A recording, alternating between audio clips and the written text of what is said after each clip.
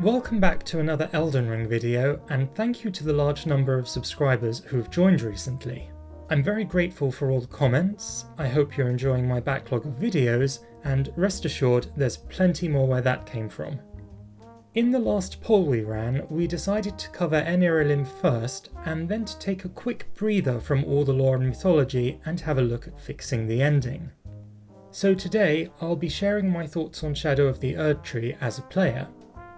Like most of you, I have opinions on things like the lack of cutscenes, the characterizations, and the final boss, so we're going to have a fair critique on what works and what I think could have been improved.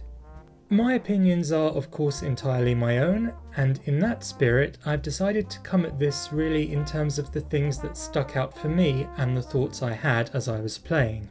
I'm not going to confect opinions I didn't actually have on every aspect of the game just to pad this out into a comprehensive review. Let me say straight away that, in general, I love this DLC, it's a 9 out of 10, and as we spend time hammering out the flaws, please don't get the impression that I didn't enjoy the other aspects of the game, it's just that we don't need to take the time to pore over every tiny detail. But before we think about what's in the DLC, I want to mention what isn't.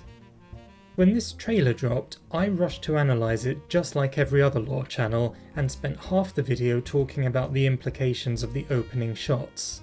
They framed the trailer in a way that seemed to promise answers, and yet the final game left us with even more questions. That much we should have seen coming. We also saw shots of Miquella that don't feature.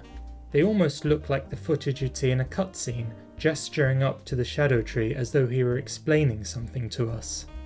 Clearly, a good amount of reworking went on during the creative process. I'm not suggesting FromSoft should just reveal all their secrets, of course. That would be just as bad, instant gratification and then we'd have nothing fun left to think about.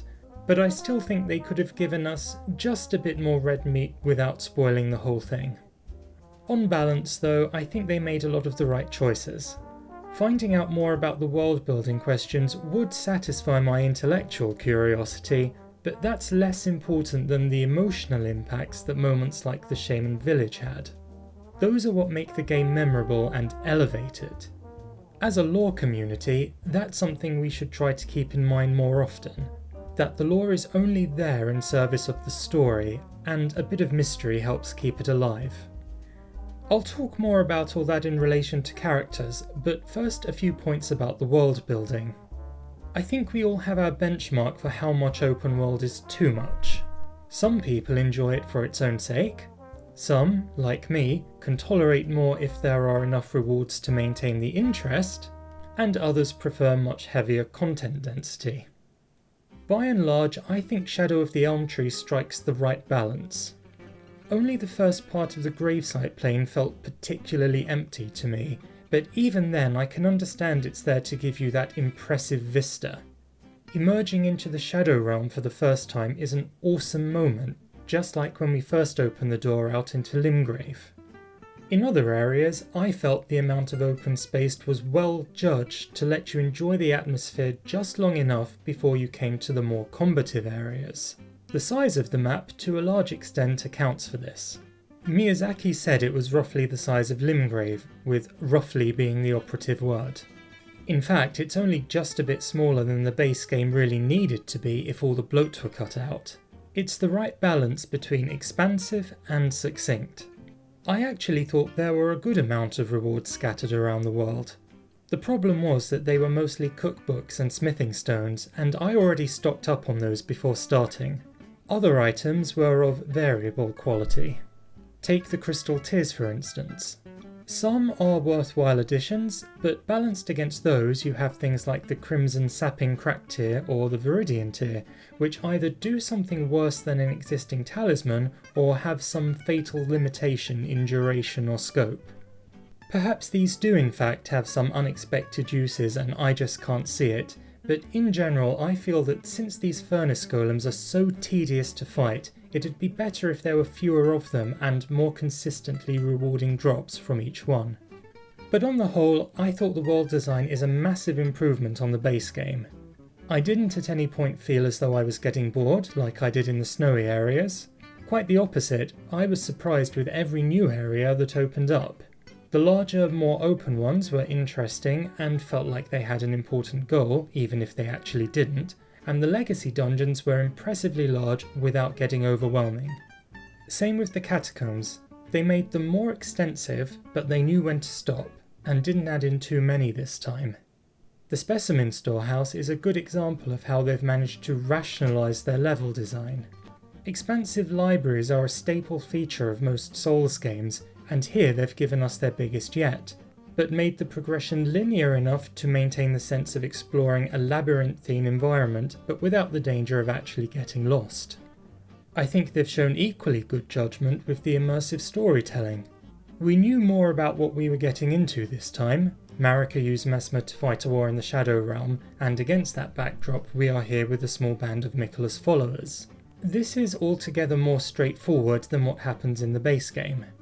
The information we pick up about the Hornsent and Messmer's army and all the rest makes a lot more intuitive sense, and so I think the player feels more in control of the situation at any given time.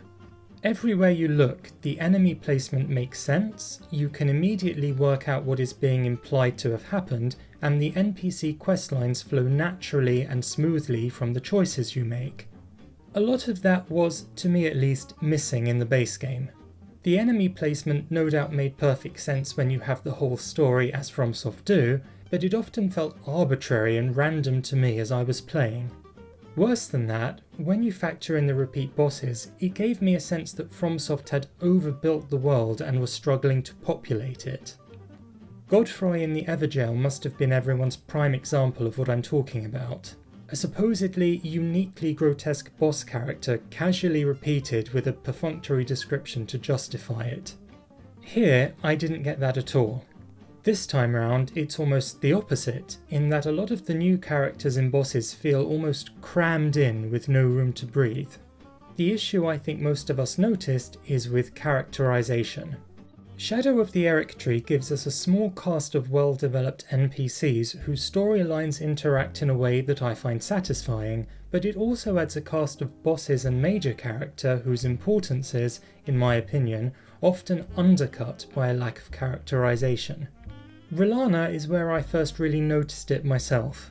She is supposed to have led a Carian faction which aided in Messmer's war effort, and yet the build-up to her fight is non-existent given her importance as a character. We just wander through a small side door and suddenly she's there in a Moongazer-style boss room. I really feel this moment needed a cutscene. We know from descriptions that her feelings for Messmer were unrequited, but if FromSoft wanted to have her dejected in some lowly corner of her castle, a bit of dialogue to show her wallowing in self-pity would make so much more sense of the whole thing. It would also be fitting as Rellana's sister, if nothing else.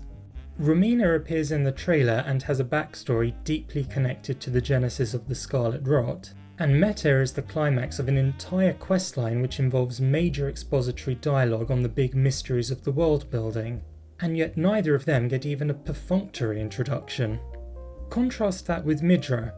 He's only a minor character in the wider plot, and yet everything about him is completely vindicated. The swamp and manse are a slow burn which build up a sense of something impending, and then the big reveal lands with a mixture of good humour and gravitas. Where was all that with some of the other major bosses?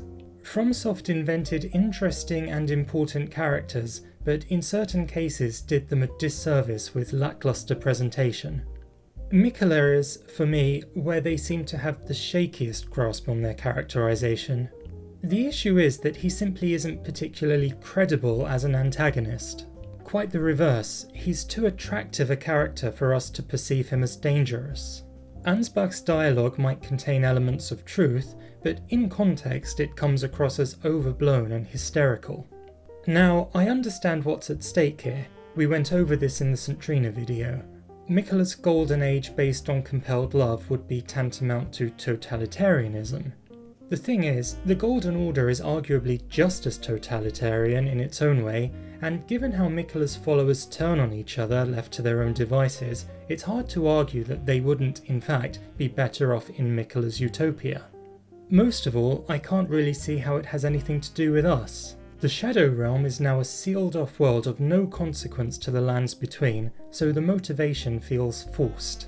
So much for Miquella's character as the plot unfolds, but for the most part he remains hidden and mysterious until the very end, which brings me to the final boss fight. Now, a great deal has been said about this already, but before I give you my thoughts, let me tell you how I predicted the ending would turn out during my playthrough. When I found Ansbach in the Specimen Storehouse library and he revealed that Miquella intended to use Mohg's body as a vessel, my mind turned to the irises, which I hadn't yet realised were for different questlines.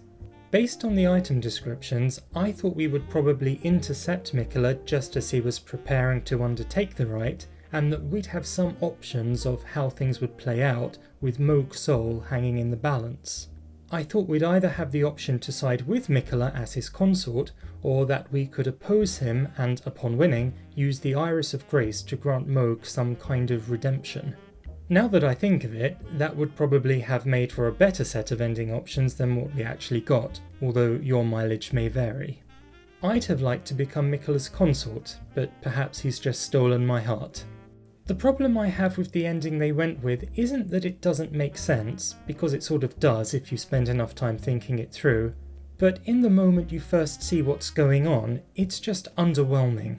In fact, it's almost laughable in a way that seriously undercuts the drama of what should be the big moment.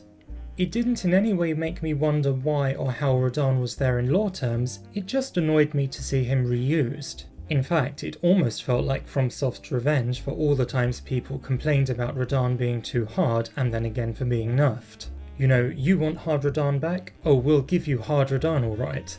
They may as well have gone the whole hog and made a horse out of Morgoth while they were at it.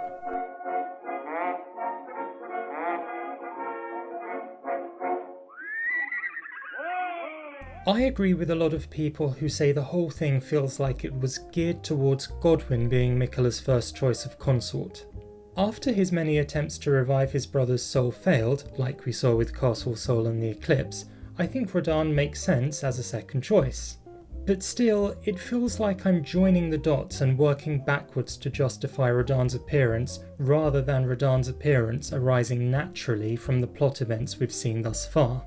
It all has the messy feeling of a story that's been reworked too much, even though the evidence is there of it all having been imagined that way from the start. Melania's war in Caelid and the fact that she whispers something to Radahn is also explained, but this causes a different problem to arise, namely that this whole sequence was presented as though it were part of the War of the Shattering, between two Shardbearers fighting over the Elden Ring. This being a separate issue somehow diminishes the events of the base game, even if they are tied in. I think the thing I find hardest to understand is how Miquella perceived kindness in his brother that apparently made him suitable to usher in an age of compassion, when Radahn's whole character is to be a dedicated warmonger. Okay, fine, you could say that Radahn's intentions were good, but it doesn't make for clean storytelling. This final boss really needed to be Godwyn, and the mysteries of the Gate of Divinity would have been a convenient excuse to justify it story-wise. The other aspect that's been discussed a lot with Radahn is the difficulty of the fight. Obviously, the final boss of the Elden Ring DLC was never going to be a walk in the park, but even allowing for that, I have to admit I think there's a certain amount of artificial difficulty involved, particularly in the second phase when it can be hard to even make out what's going on at times.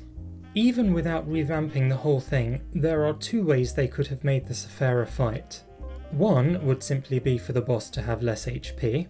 The other, more interesting way would be to introduce a weak point. If you played Dark Souls 3, you'll know that this fight is heavily inspired by Lothric and Lorien. In the second phase, Lothric teleports down onto Lorien's back and can take heavy damage. I think the same mechanic would have made Radahn and Miquella a much more balanced fight, and still fit the lore with Radahn, or better yet Godwyn, being the source of strength. It would also make the fight more enjoyable, because a boss can be fun precisely because it's frustratingly difficult, but there comes a point where it just stops being rewarding. I think, for a lot of people, Radahn and Miquella cross that line. Getting Radahn's swords as two separate weapons but Miquella's headband as a little more than a fashion item is a funny reward for that particular fight, and Shadow of the Lemon Tree is a bit of a mixed bag in general as far as new items and gear goes. I tried to go in with no particular expectations, but I'm sure we all thought there'd be some pretty impressive finds. I have to say, I was a bit disappointed with quite a lot of what there actually was. I haven't tried all the boss weapons myself, but the spells and incantations definitely aren't all they could be. I just had an overall sense that while some of what we got was in line with the best of the base game items, most of it wasn't, and I feel like this kind of high-level DLC should really have kicked things up a notch in terms of items and gear. That being said, I'm not the most versatile build maker, so maybe you've been able to get the best of things where maybe I haven't. So there are my thoughts for what they're worth. I enjoyed the DLC very much, but the ending left me a little cold. It doesn't need a huge revamp, but it needed to be Godwyn to round off the plot of the base game more cleanly, and I think Miquella could have been susceptible to extra damage to make the difficulty more manageable. Let me know in the comments what you think did or didn't work, and I especially want to know how other people might have changed the ending. And last of all, don't worry, lore videos will resume shortly. Thank you.